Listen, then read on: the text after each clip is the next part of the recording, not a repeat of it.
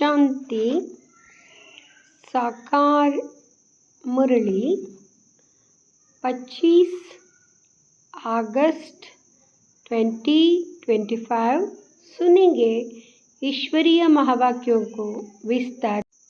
25 अगस्त 2025 की बाप दादा की मुरली सुनेंगे। आज की मुरली में बाबा ने कहा, मिट्टे बच्चे, कदम कदम पर जो होता है वह कल्याणकारी है। इस ड्रामा में सबसे अधिक कल्याण उनका होता है जो बाप की याद में रहते हैं। प्रश्न, ड्रामा की किस नोंद को जानने वाले बच्चे अपार खुशी में रह सकते हैं?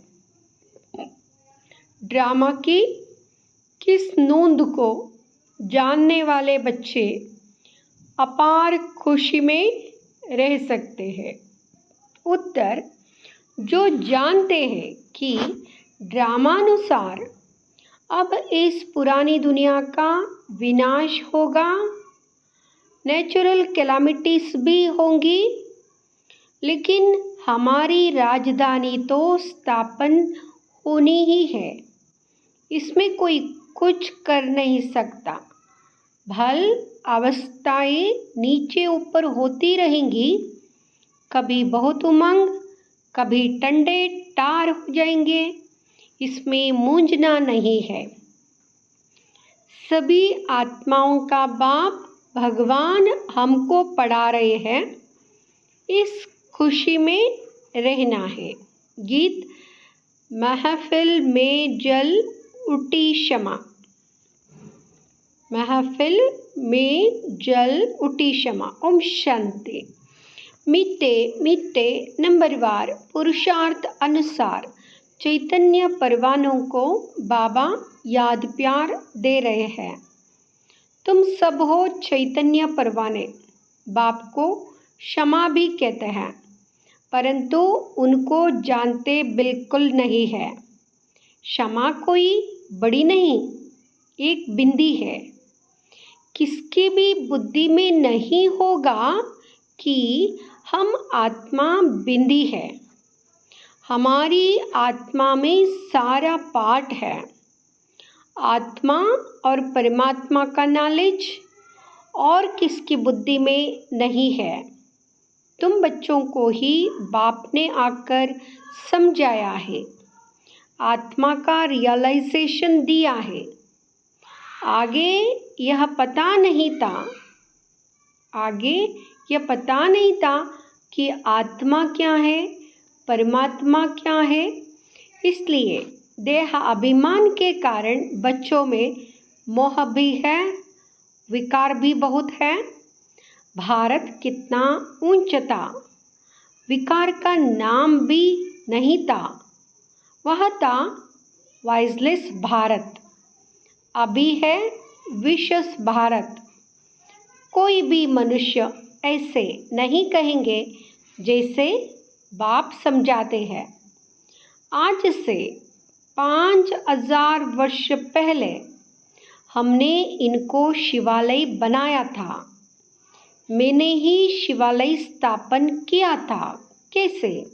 सो भी तुम अभी समझा रहे हो। तुम जानते हो, कदम कदम पर जो होता है वह कल्याणकारी ही है। एक एक दिन जास्ती कल्याणकारी उनका है जो बाप को अच्छी रीति याद कर अपना भी कल्याण करते रहते हैं। यह है ही कल्याणकारी पुरुषोत्तम बनने का युग। बाप की कितनी महिमा है तुम जानते हो। अभी सच्चा भागवत चल रहा है। द्वापर में जब भक्ति मार्ग शुरू होता है तो पहले पहले तुम भी हीरों का लिंग बनाकर पूजा करते हो। अभी तुमको स्मृति आई है, हम जब पुजारी बने थे तब मंदिर बनाए थे, हीरे माणिक का बनाते थे। वह चित्र तो अभी मिल ना सके। यहाँ तो यह लोग चांदी आदि का बनाकर पूजा करते हैं। ऐसे पुजारियों का भी मान देखो कितना है। शिव की पूजा तो सब करते हैं, लेकिन अव्यभिचारी पूजा तो है नहीं। यह भी बच्चे जानते हैं। विनाश भी आने का है जरूर। तैयारियां हो रही है। नेचुरल कैलामिटीज की भी ड्रामा में नोंद है। कोई कितना भी माता मारे, तुम्हारी राजधानी तो स्थापन होनी ही है। कोई की भी ताकत नहीं जो इसमें कुछ कर सके। बाकी अवस्थाएं नीचे ऊपर होंगी ही। यह है बहुत बड़ी कमाई। कभी तुम बहुत खुशी में अच्छे की हालत में रहेंगे, कभी टंडे पड़ जाएंगे। यात्रा में भी नीचे ऊपर होते हैं। इसमें भी ऐसे होता है। कभी तो सुबह को उठ बाप को याद करने से बहुत खुशी होती है। ओहो, बाबा हमको पढ़ा रहे हैं, वंडर है। सभी आत्माओं का बाप भगवान हमको पढ़ा रहे हैं। उन्होंने फिर श्री कृष्ण को भगवान समझ लिया है। सारी दुनिया में गीता का मान बहुत है, क्योंकि भगवान उवाच है ना। परंतु यहाँ किसको पता नहीं है कि भगवान किसको कहते हैं। किसी को भी पता नहीं है भगवान किसको कहते हैं। भगवान उवाच होने के कारण गीता का मान है। भले कितनी भी पोजीशन वाले बड़े बड़े विद्वान पंडित आदि है, कहते भी है गॉड फादर को याद करते हैं, परंतु वह कब आया, क्या आकर किया, यह सब भूल गए हैं। बाप सब बातें समझाते रहते हैं। ड्रामा में यह सब नोंद है। यह रावण राज्य फिर भी होगा और हमको आना पड़ेगा। रावण ही तुमको अज्ञान के घोर अंधियारे में सुला देते हैं। ज्ञान तो सिर्फ एक ज्ञान सागर ही बतलाते हैं जिससे सद्गति होती है। सिवाय बाप के और कोई सद्गति कर ना सके। सर्व का सद्गति दाता शिव बाबा है। सभी को सद्गति देने वाले दाता एक है। गीता का ज्ञान जो बाप ने सुनाया था वह फिर प्रायलोप हो गया। ऐसे नहीं, यह ज्ञान कोई परंपरा चला आता है। औरों के कुरान बाइबल आदि चले आते हैं, विनाश नहीं हो जाते। तुमको तो जो ज्ञान अभी मैं देता हूँ, इनका कोई शास्त्र बनता नहीं है जो परंपरा अनादि हो जाए। यहाँ तो तुम लिखते हो फिर ख़त्म कर देते हो। या तो सब नेचुरल जलकर ख़त्म हो जाएंगे। बाप ने कल्प पहले भी कहा था, अभी भी तुमको कह रहे हैं। यह ज्ञान तुमको मिलता है फिर प्रायलोप हो जाता है। यह ज्ञान का प्रारब्ध जाकर पाते हो, फिर इस ज्ञान की दरकार नहीं रहती। भक्ति मार्ग में सब शास्त्र है। बाबा तुमको कोई गीता पढ़कर नहीं सुनाते। वह तो राज्यों की शिक्षा देते हैं, जिसका फिर भक्ति मार्ग में शास्त्र बनाते हैं तो अगड़म बगड़म कर देते हैं। तो तुम्हारी मूल बात है कि गीता का ज्ञान किसने दिया। उनका नाम बदली कर दिया और कोई के भी नाम बदली नहीं हुए हैं। सबके मुख्य धर्म शास्त्र है ना। इसमें मुख्य है डिटिज़म, इस्लामिज़म, बुद्धिज़्म।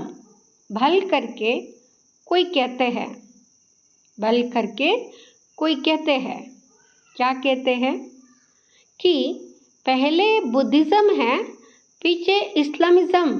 बोलो, इन बातों से गीता का कोई ताल्लुक नहीं है। हमारा तो काम है बाप से वर्षा लेने का। बाप कितना अच्छी रीति समझाते हैं। यहाँ है बड़ा झाड़, अच्छा है जैसा फ्लावर वाज है, 3 ट्यूब्स निकलती है। कितना अच्छी समझ से बनाया हुआ झाड़ है। कोई भी झट समझ जाएंगे कि हम किस धर्म के हैं, हमारा धर्म किसने स्थापन किया। यह दयानंद, अरविंद घोष आदि तो अभी होकर गए हैं, वो लोग भी योग आदि सिखलाते हैं। हे सब भक्ति, वो सब क्या है? भक्ति है। ज्ञान का तो नाम निशान नहीं। कितने बड़े बड़े टाइटल मिलते हैं, यह भी सब ड्रामा में नूंद है। फिर भी होगा 5000 वर्ष बाद। शुरू से लेकर यह चक्र कैसे चला है, फिर कैसे रिपीट होता रहता है, तुम जानते हो। अभी का प्रेजेंट फिर पास्ट हो फ्यूचर हो जाएगा। Past, present, future. जो पास्ट हो जाता है वहाँ फिर फ्यूचर होता है। इस समय तुमको नॉलेज मिलती है, फिर तुम राजा ही लेते हो। इन देवताओं का राज्य था ना उस समय, और कोई का राज्य नहीं था। यह भी एक कहानी है। कहानी मिसल बताओ, बड़ी सुंदर कहानी बन जाएगी। लॉन्ग लॉन्ग 5000 वर्ष पहले यहाँ भारत सतयुग था। कोई धर्म नहीं था, सिर्फ देवी देवताओं का ही राज्य था। उनको सूर्यवंशी राज्य कहा जाता था। लक्ष्मी नारायण का राज्य चला 1250 वर्ष। फिर उन्होंने राज्य दिया दूसरे भाइयों क्षत्रियों को, फिर उनका राज्य चला। तुम समझा सकते हो कि बाप ने आकर पढ़ाया था। जो अच्छी रीति पढ़े वह सूर्यवंशी बने, जो फेल हुए उनका नाम क्षत्रिय पड़ा। बाकी लड़ाई आदि की बात नहीं है। बाबा कहते हैं कोई लड़ाई आदि की बात नहीं है। जो फेल हो गए हैं वो क्षत्रिय बन पड़े। बाबा कहते हैं बच्चे तुम मुझे याद करो तो तुम्हारे विकर्म विनाश हो जाएंगे। तुम्हें विकारों पर जीत पानी है। बाप ने ऑर्डिनेंस निकाला है, जो काम पर जीत पाएंगे वही जगत जीत बनेंगे। पीछे आधा कल्प बाद फिर वाम मार्ग में गिरते हैं। उनके भी चित्र है, शक्ल देवताओं की बनी हुई है। राम राज्य और रावण राज्य आधा आधा है। उनकी कहानी बैठ बनानी चाहिए। फिर क्या हुआ, फिर क्या हुआ, यही सत्यनारायण की कहानी है। सत्य तो एक ही बाप है जो इस समय आकर, सत्य तो एक ही बाप है जो इस समय आकर आदि मध्य अंत का तुमको नॉलेज दे रहे हैं, जो और कोई दे ना सके। मनुष्य तो बाप को ही नहीं जानते। जिस ड्रामा में एक्टर है उनके क्रिएटर, डायरेक्टर आदि को नहीं जानते तो बाकी कौन जानेंगे। अभी तुमको बाप बताते हैं ड्रामा अनुसार यह फिर भी ऐसे होगा। बाप आकर तुम बच्चों को फिर पढ़ाएंगे या दूसरा कोई आ ना सके। बाप कहते हैं मैं बच्चों को ही पढ़ाता हूँ, कोई नए को यहाँ बिठा नहीं सकते। इंद्रप्रस्थ की कहानी भी है ना, नीलम परी, पुखराज परी नाम है ना, नाम तो सुना होगा ना, नीलम परी, पुखराज परी। तुम्हारे में भी कोई हीरे जैसा रतन है। देखो रमेश ने ऐसी बात निकाली, प्रदर्शनी की, जो सबका विचार सागर मंथन हुआ तो हीरे जैसा काम किया ना। कोई पुखराज है, कोई क्या है, कोई तो बिल्कुल कुछ नहीं जानते। यह भी जानते हो कि राजधानी स्थापन होती है, उनमें राजाएं, रानियां आदि सब चाहिए। तुम समझते हो हम ब्राह्मण श्रीमत पर पढ़कर विश्व के मालिक बनते हैं। कितनी खुशी होनी चाहिए। यह मृत्युलोक खत्म होना है। यह बाबा तो अभी ही समझते रहते हैं कि हम जाकर, बाबा समझते रहते हैं, क्या समझते हैं? कि हम जाकर बच्चा बनेंगे। बचपन की वह बातें अभी ही सामने आ रही है, चलन ही बदल जाती है। ऐसे ही वहाँ भी जब बूढ़े होंगे तो समझेंगे, अब यह वानप्रस्थ शरीर छोड़ हम किशोर अवस्था में चले जाएंगे।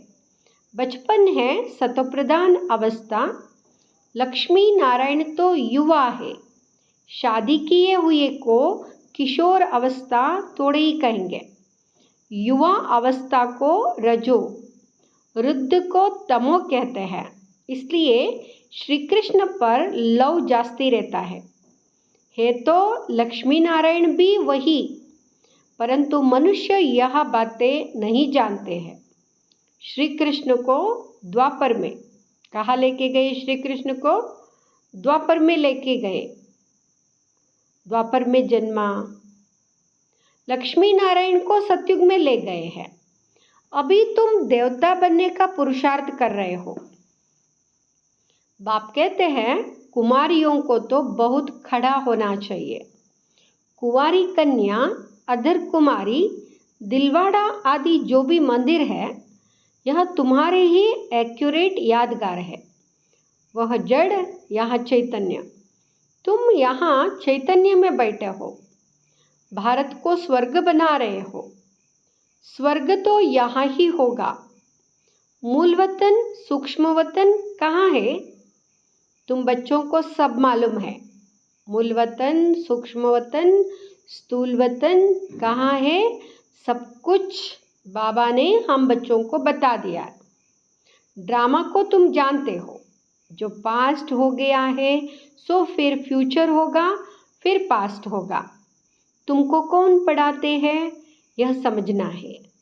हमको भगवान पढ़ाते हैं। बस खुशी में टंडे टार हो जाना चाहिए। बाप की याद से सब घोटाले निकल जाते हैं। बाबा हमारा बाप भी है, हमको पढ़ाते भी हैं, फिर हमको साथ भी ले जाएंगे। अपने को आत्मा समझ परमात्मा बाप से ऐसी बातें करनी है। बाबा हमको अभी मालूम पड़ा है, ब्रह्मा और विष्णु का भी मालूम पड़ा है। विष्णु की नाभि से ब्रह्मा निकला, कहते हैं ना, विष्णु की नाभि से ब्रह्मा निकला, माना दोनों एक ही है। इसका अर्थ क्या होता है?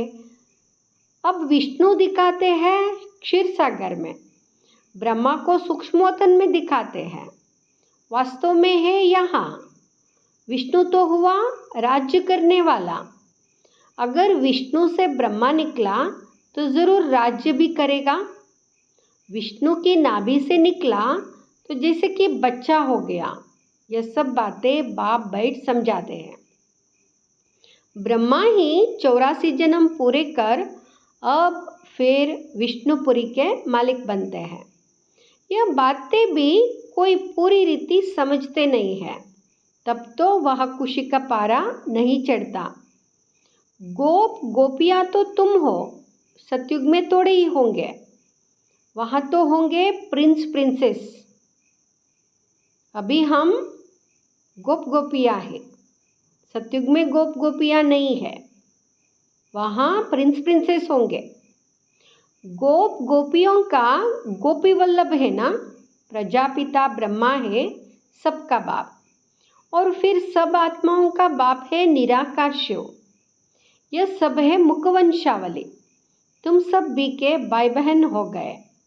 क्रिमिनल आई हो ना सके, इसमें ही माया हार खिलाती है।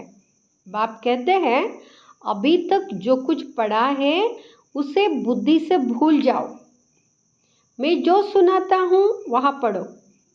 सीडी तो बड़ी फर्स्ट क्लास है, सारा मदार है एक बात पर, गीता का भगवान कौन? श्री कृष्ण को भगवान कह नहीं सकते, वह तो सर्वगुण संपन्न देवता है।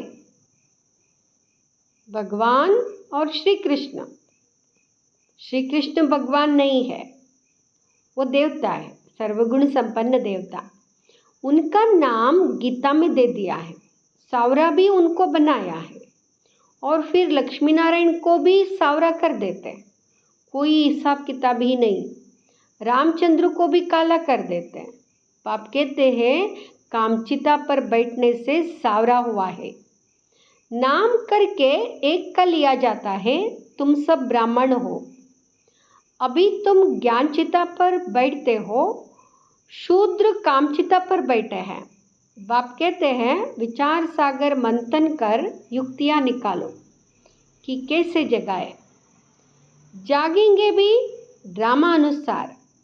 ड्रामा बड़ा धीरे धीरे चलता है। बाबा कहते हैं ना, जू मिसल चलता है, माना धीरे धीरे धीरे चलता है, धीरे धीरे धीरे चलता है। अच्छा, मीठे मीठे सिकिलदे बच्चों प्रति माता पिता बाप दादा का याद प्यार और गुड मॉर्निंग। रूहानी बाप की रूहानी बच्चों को नमस्ते। हम रूहानी बच्चों की रूहानी माता पिता बाप दादा को याद प्यार गुड मॉर्निंग नमस्ते। धारणा के लिए मुख्य सार। फर्स्ट, सदा इसी स्मृति में रहना है कि हम गोपी वल्लभ के गोप गोपियाँ हैं। इसी खुशी से खुशी का पारा चढ़ा रहे।